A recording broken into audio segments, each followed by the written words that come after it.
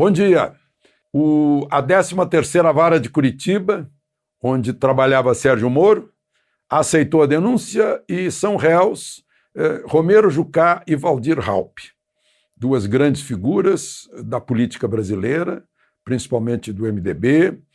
Jucá já serviu à prefeitura de Recife, já foi governador nomeado por Sarney de Roraima, já foi líder, vice-líder de Fernando Henrique, de Lula, de Dilma, já foi ministro deles também, né? Já foi tudo, né?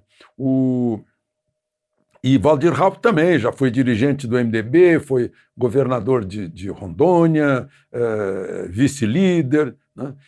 Então, são figuras importantes. Estavam aí citados na delação premiada de Sérgio Machado, que era o presidente da Transpetro, e a Transpetro, e eles intermediavam, segundo o Ministério Público, e o juiz aceitou a denúncia, negociatas entre empreiteiras e a Transpetro, que é uma subsidiária da Petrobras. Eram tempos de corrupção, só para a gente recordar. E não era pouco, não.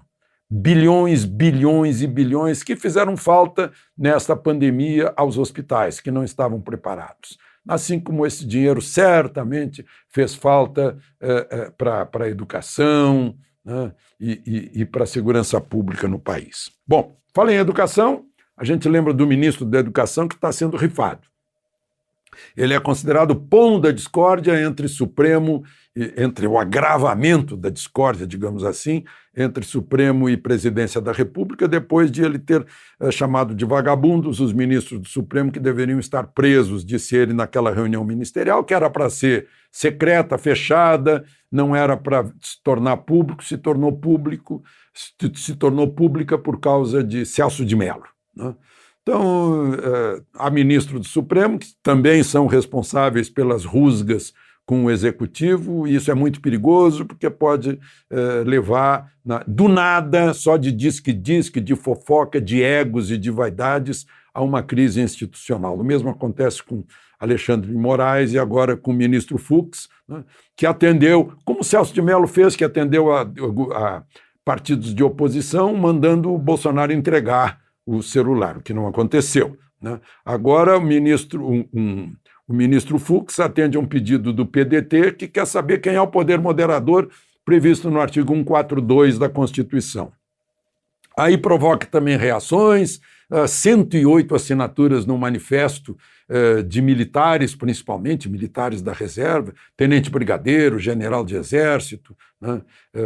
Eu não sei se tem algum almirante de esquadra nisso, mas tem gente das 3 forças e civis, né? Comparando a formação militar com os ministros do Supremo, assim, de modo irônico, né? Não chega aí adiante além disso, né? E, enquanto isso, foi desfeito um acampamento de apoiadores de Bolsonaro contra o Supremo, depois de um foguetório de sábado à noite sobre o Supremo, que estava vazio, né?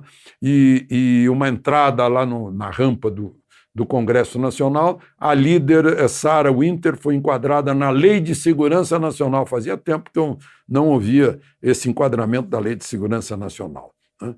E eu lembro quanto o próprio Superior Tribunal Militar absolveu gente enquadrada na Lei de Segurança Nacional em outros tempos, e aproveito para lembrar que o Supremo nunca teve um dia fechado durante o regime militar. Mas as pessoas pedindo o fechamento do Supremo, né?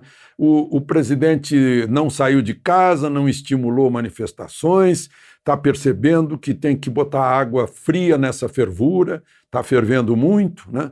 Os militares da ativa devem estar olhando isso meio perplexos, porque eles não têm nenhuma intenção de se meter nessa discussão.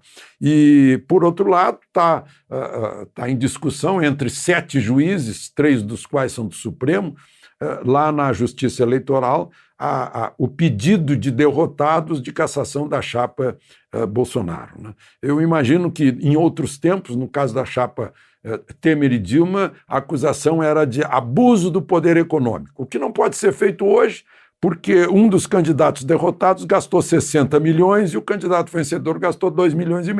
né?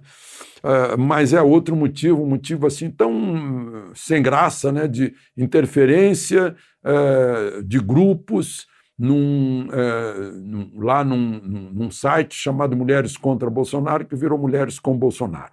Mas, enfim, e tudo isso se situa no mesmo contexto dessa crise institucional que se inventou, né, na constante tentativa de enfraquecer o governo, como se o país já não estivesse enfraquecido com essa crise sanitária e econômica. De Brasília, Alexandre Garcia.